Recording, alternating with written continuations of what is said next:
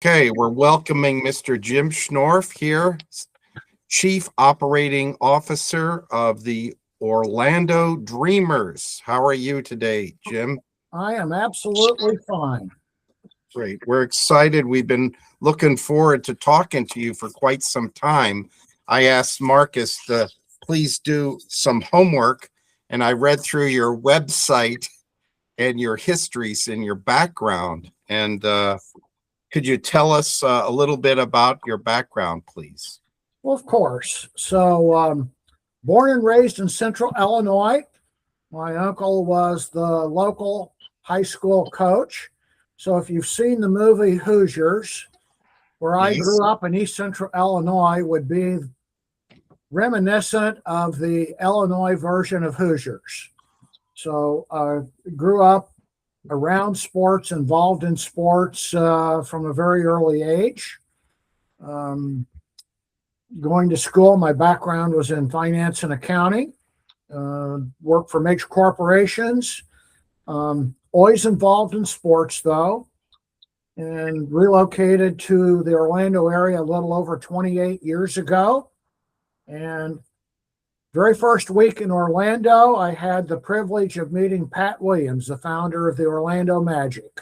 Okay. And it's because of Pat that the Orlando Dreamers exist and are so far along in the process. Unfortunately, we lost Pat unexpectedly a couple years back. But we've been very, very fortunate to have Hall of Famer Barry Larkin step in as the sports icon of our organization, and has been joined recently by Johnny Damon. And we just put a press release out today indicating that David Eckstein, multiple-time All-Star and MVP of the 2006 World Series for the Cardinals, has joined us. Yeah, I saw that post, and Andrew also texted me that. Congratulations. Well, he's a wonderful fellow. I've had the chance to meet and visit with him on multiple occasions. We couldn't be more pleased to have him join the effort. Now, speaking of Hall of Famers, it looks like you have some more notable people on your advisory board. So quite an impressive group.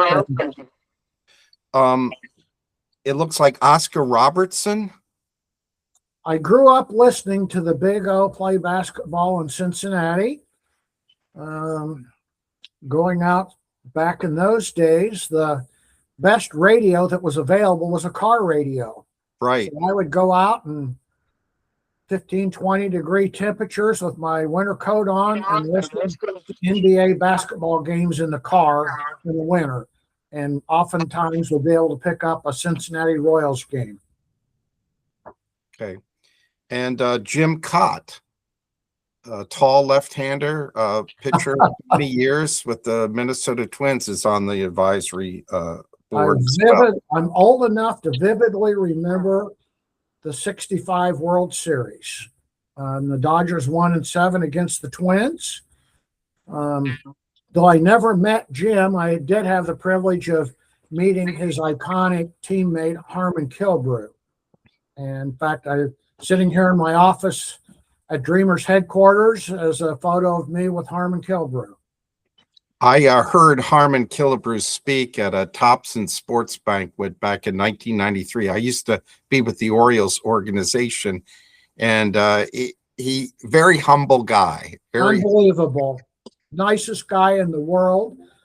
I thought he was a little taller than what he was, but let me tell you, he was still very solid when I met him, at an older age. But just, like you said, a very humble, terrific gentleman. Right. Had the most home runs of any player in the 1960s. Is that right? That doesn't surprise me. And there were a lot of greats back then, Aaron and Mays and I'm old enough to recall all of them. Right, Frank Robinson. Some great players. Yes. So we're your organization obviously has had success with an expansion team before, meaning the Magic, the NBA Magic in 37 seasons you've made the playoffs 19 times. Magic are iconic in this town, as was Pat Williams. What's fascinating is we're such a major metro area, yet we only have one of the four primary sports. That is an anomaly. And if you look at what we refer to as the combined statistical area population, which we emphasize is the relevant consideration for where you're going to put the next MLB franchise. It's 4.7 million people. Wow. City populations, frankly, are irrelevant because if you look at Orlando, the geographic footprint of the city boundaries themselves, it's a small geographic area. That's why the population of the city proper is not significant. Like you compare it to Jacksonville, for example, but compare metro areas, this is a huge metropolitan area. Our combined statistical population is double that of Nashville and Raleigh. And so we look at that as being the relevant statistic in terms of relevance as far as population is concerned. Right. And the tourism also is amazing. 80 million tourists annually, and many of them during the baseball season. It's the most visited destination in the Western Hemisphere. 80 million this year. It's projected to be 100 million by 2030. Wow. So if you look just at today, essentially you're talking 2 million unique tourists during every week of the baseball season, on top of a combined population area of 4.7 million. That's a mammoth population base to support Major League Baseball. And I've read that if you calculate only 4% of the visitors go to one game, you would be like at the top of attendance in Major League Baseball. Undeniably. That's why we're building a 45,000 capacity dome stadium. And if you look at all of the other competing markets, they're looking at much smaller venues, 30,000, 31, 32,000. And it's because we're confident we will fill a 45,000 seat stadium. Our location is unique. It's a 35.5-acre parcel, literally right in the middle of the tourist corridor, adjacent to the second largest convention center in the country, next to SeaWorld, next to the Aquatica Water Park, a comfortable walk to the new $7 billion Universal Epic theme park. The intersection of two major expressways with a planned rail station 100 yards from our site, both for local commuters as well as high-speed Brightline, which connects now to South Florida and will ultimately connect to Tampa. So I've been in 28 of the 30 baseball stadiums. I've been in most of the NFL stadiums and most of the NBA arenas. There is not a site that compares to this. And it just happens to be fortunate for us that there's this 35.5-acre undeveloped parcel right in the middle of 80 million tourists. And it's available because the county owns it, and the county is who showed us the parcel. Marcus, did you have a question about season tickets? Actually, I did. And Jim, what I wanted to say was about 2 or 3 years ago, I did a deep dive on a 60-day series in our group, in the MLB Expansion group, and Orlando was one of the cities I profiled. And a lot has changed even since my profile that I did 2 or 3 years ago, in the way that you guys are presenting your presentation and everything. But my question to you, Jim, would be this. Season tickets are a thing that pretty much any expansion franchise, you need to have a core fan base. Do you have plans to get a season ticket waiting list or a fan base or that kind of thing in the works? Great question. So when Pat and I started this initiative, we did a quick market test because we needed to be convinced that there was the local community support there to justify all of the time and effort and resources we were going to put into this.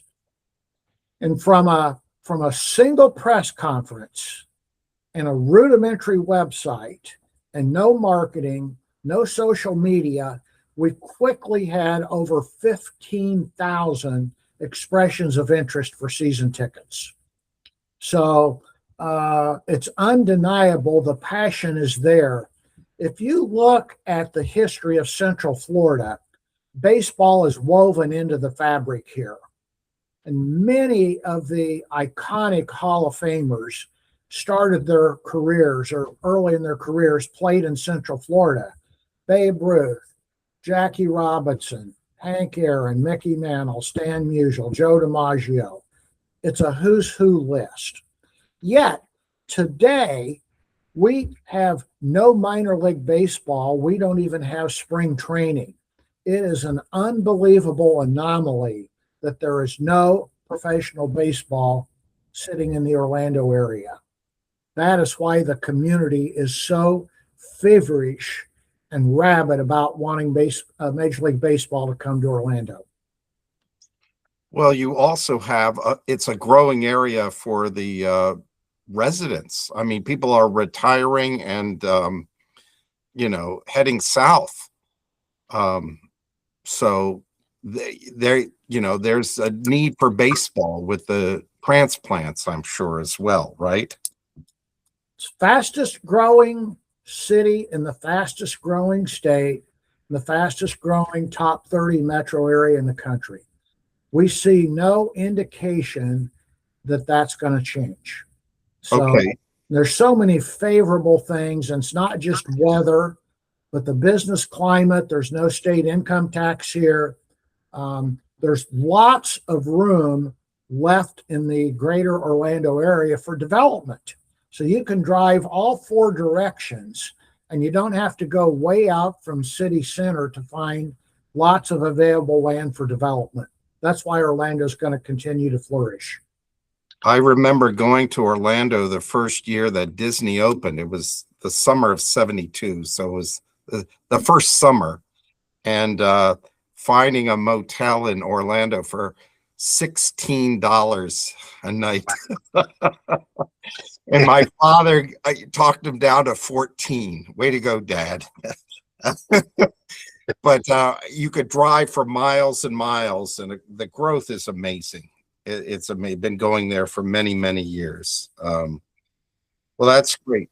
Absolutely. I was pleased to see the back to the Magic, the attendance. It looks like it's at 98+% of capacity, which is amazing. Well, a lot of this is driven by tourism. And if you look even in the down years, the Magic have had stretches where they've not been as competitive on the floor, their attendance has still been superb. And that's a function of tourism. If you look at Las Vegas, it's probably the closest surrogate for Orlando. So when Pat and I were initially reviewing this opportunity,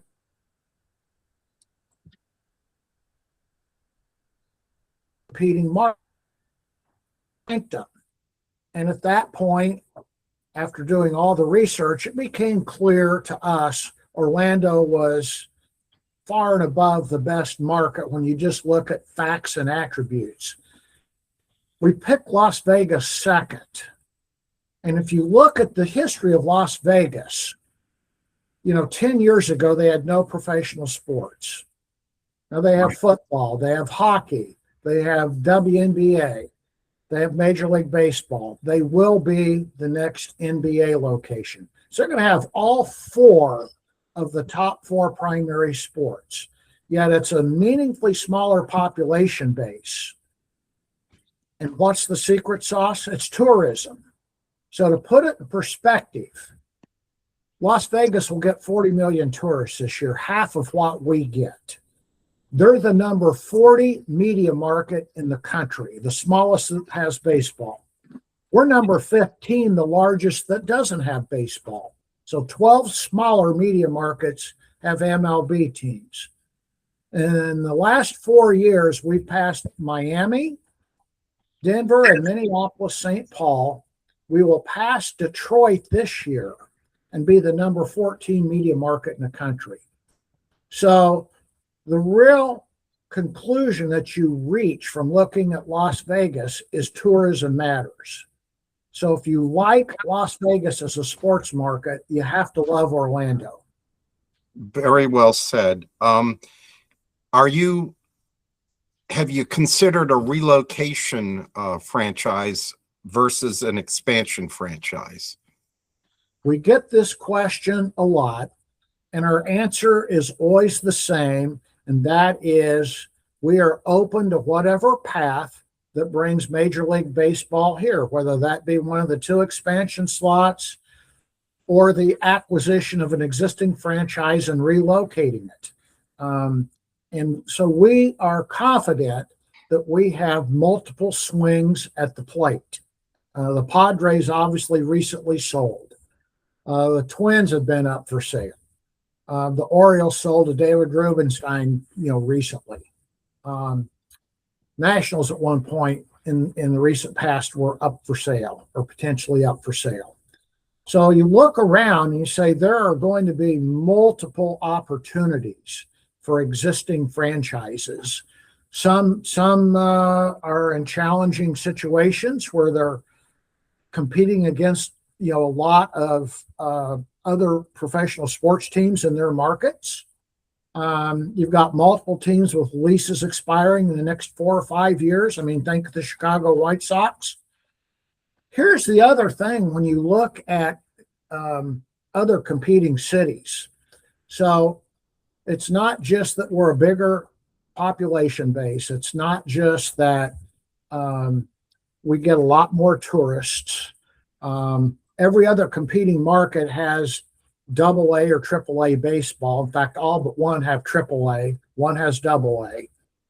But if you look at the significance in terms of revenue generation, we will generate at least 100 million more annually in local revenue because of our larger stadium size and our ability to fill it compared to competing markets. And currently in baseball, 48% of local revenue goes into a common pot under the local revenue sharing formula and gets redistributed 1/30 to each team. Now, if you're a big market team right now, like the Yankees or the Dodgers or the Boston Red Sox, where do you want to see MLB franchise? Well, you want to see it in a market that's not going to end up getting subsidized by the large revenue generating franchises.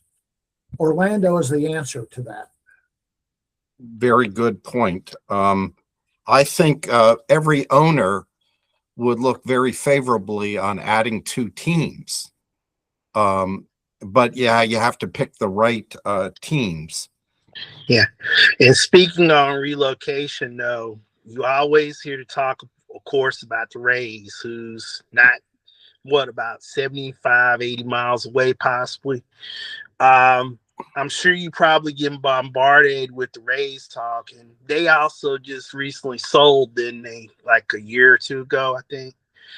So the possibility of a relocation is out there, and there are other teams that nobody talks about. Of course, you just brought up the White Sox. I've heard a lot of rumors about them possibly stadium deals, and if they don't get what they want, they might move elsewhere. So it's a lot of speculation that's going on out there. So the other unique thing about Orlando is because of 80 million tourists this year, we generate the largest tourist resort tax in the country. And because of the uniqueness of Florida law, those resort taxes can only be used for activities to support tourism, like sports facilities, convention centers. Those funds cannot be used for general purposes like roads and schools and police and fire protection. That's how Pat got 2 new Magic arenas built. It's a unique advantage in Orlando compared to all the other markets. They don't have the ability to get meaningful public government financing for a stadium. And a new stadium is going to cost a couple $2 billion. So we have that unique advantage here. Plus, I already have the team's portion of stadium financing under LOI. So we have all those key boxes checked, not just a stadium site or stadium design. We have the team's portion under LOI. And we maintain we're the only market that will be competing for a franchise that has capacity to get public financing for half the cost of a stadium. And Major League Baseball wants partnership. Otherwise, you get a city that comes in and finances a stadium all privately. It sets a precedent. And then, the watchdog groups and the media pundits in the other cities that are trying to get new stadiums will point to that example and say, well, that city did it all privately. Why do you need public financing for a new stadium? So it's another critical, unique advantage to Orlando. Well, it makes sense. And again, the Las Vegas thing is a great point. The tourists are helping support what will be, 4 major league sports teams, which is great. I remember about 30 years ago, there was going to be expansion in the National Football League, and there were 5 finalist cities. And within a couple years, all 5 of those cities got NFL teams, if you can remember. That's when Charlotte and Jacksonville got a team. But the people don't remember maybe that Baltimore, St. Louis, and Tennessee were the 3 finalists that didn't get expansion teams, but they all got relocation teams. And it was because the owners got to see what the city had to offer. So like you said, multiple swings. If it's not expansion, the owners will get to see what Orlando has to offer. And I think expansion may cause some relocation. I think you're exactly right. The other thing Major League Baseball will do is likely go to 8 divisions of 4 with geographic concentration. And so following the model of the NFL, creating more intense rivalries. One of the questions that we get asked is, well, can Florida support a 3rd Major League Baseball team? To put that in perspective, in 1969, California had 5 MLB teams with a lesser population than what Florida has. Fastest growing state in the country. People ask about proximity. So to drive from downtown Orlando to be in your seat at Tropicana Field for a night game during the week is 3 hours. I've done it dozens of times. And that's assuming there's not a wreck, on I-4 going to and from St. Pete. You look at that comparison, there are today, this season, 15 team pairs in closer proximity than the time it takes to drive from downtown Orlando to be in your seat at Tropicana Field. 15 team pairs. So proximity is not an issue. Orlando's a unique market on its own because of the 80 million tourists. We're a separate market. And regardless of historical attendance issues for the Marlins and the Rays, Orlando's different. And we would maintain stadium location makes a big difference. You know, the stadium locations right now for the Rays in St. Pete and the Marlins in Miami are not ideal. Traffic issues, difficulty getting in and out, parking. We don't have those issues here. Our stadium site is ideally suited to avoid, you know, those types of transportation problems that plague other cities. Very good.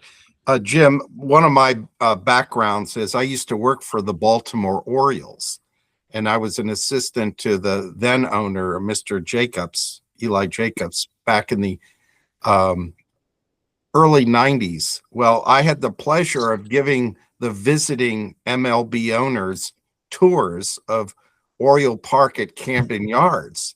Beautiful facility. Thank you. It was like a paradigm shift. It was like showing a 16-year-old buddy your new car. I mean, the jaws were dropping. I would take them behind the scenes, and I know that 22 cities have adopted new ballparks since Oriole Park at Camden Yards. Now, you mentioned you had been to 28 of the major league ballparks. What are some features from some of the ballparks that you've liked that you want to incorporate in the new Orlando ballpark? So transportation logistics is key to us. And that's why we picked this 35.5-acre site. You know, if you talk to baseball fans, their single biggest complaint is ingress and egress. You know, they don't want it to take 45 minutes, you know, to get out of the stadium and get away from the stadium complex. So we think this advantage of having both local commuter rail and high-speed rail, literally 100 yards from our site, is wonderful. We're going to be walking distance from people at the convention center, at the area hotels there, and from SeaWorld. We think that's a big advantage. And the crossroads of two major expressways. We're literally right at that intersection. So that to us was paramount. In fact, we said if we can't find the right location, Pat and I agreed we wouldn't go forward with it. And then this opportunity was presented to us by the county. We think making the experience getting in and out of the stadium once you're there, we think that's important. Make it efficient. One of the other things is that younger generation people don't necessarily want to sit in their seat for 9 innings and watch the game entirely from their seat.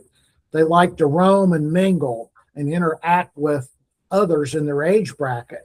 So we will plan in our design to have an area basically out behind the right center field fence that will accommodate, 2,000, 2,500, quote, roaming ticket patrons. So we think that type of feature is valuable. We also want to position this as a 365-day-a-year destination so that even when there's not a game for these 80 million tourists, this is going to be an attraction. So our intent is to have a baseball museum on site. Oh, We have other types of activities that basically make the stadium venue and the 35.5-acre complex a 365-day-a-year destination. well, it sounds like you know what you're doing. The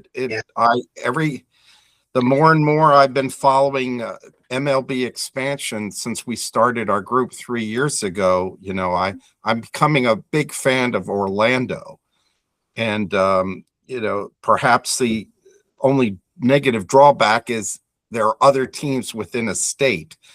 but that happens throughout Major League Baseball. Ohio's got 2 teams, Texas 2, Pennsylvania 2, Baltimore, and I'm in Baltimore. I can be in DC in 45 minutes to see a Nationals game. So yeah, Florida's a beautiful state. It's growing. There's a lot of money down there. It seems like that would make sense for Major League Baseball. And Jim, I do have one other question I wanted to ask. As far as corporate support goes, because that's one of the determining factors that you kind of need for any fledgling team to get off the ground. Because you don't want to be in a Montreal Expos situation where the corporate support is gone and the Canadian dollar is devalued, and then you're always losing players to the American teams. With corporate support, of course, obviously Disney, but is there other corporate people that you have lined up that want to get on board the Orlando train? So we get contacts and inquiries every week. In the last month, I've had multiple major corporations reach out and ask about becoming strategically involved, whether that would possibly be a naming rights opportunity on our Dome Stadium, to other types of strategic partnership with our group. Because of the fast growing nature of Orlando, if you want to look at the situation, we have a meaningfully higher media rate for advertisers. And it's because not just because how fast growing Orlando is, but it's because of the tourists. I mean, tourists do tune into TVs at night in their hotel rooms, and we got 130,000 plus or minus hotel rooms here. They see things on their phone, when they're going about the area, they see billboards. So that's a very, very important consideration. And we have a significant growing presence of, Fortune 500 firms with meaningful locations here that are growing. I mean, you look like at Lockheed Martin and Darden Restaurants, and it's a simulation capital of the world here in Orlando, a huge growing photonics industry, a very, very robust and growing financial services industry. So people historically think of Orlando as just being a tourism center. It has all these other things going for us. And by the way, if there's a week that passes where there's not a space launch at the very close by, space center, it's unusual. That is driving a tremendous amount of corporate growth, for technology firms and engineering firms and so forth. Orlando is the beneficiary of the explosive growth that's happening on the Space Coast, which is 30 miles away. It's a short 30-minute drive. So we're very, very fortunate to have all those things going for the greater Orlando metro area. Well, thank you. And Jim, I just wanted to say, unfortunately, our time is up with you, but thanks for giving us a half hour, and good luck to you. This has been Mr. Jim Schnorf, the Chief Operations Officer of the Orlando Dreamers Major League Baseball Expansion hopeful or relocation. Thanks again, Jim. I appreciate your time with us, and let's stay in touch, okay? We appreciate your interest, and we welcome you to come visit us in the City Beautiful and come by our corporate headquarters. You're welcome anytime. Thank you very much. We'll take you up on that. Okay. Thank you so much, Jim, for your time. Thank you. All right. Bye-bye. Marcus, are you still there? Yeah, I'm still here.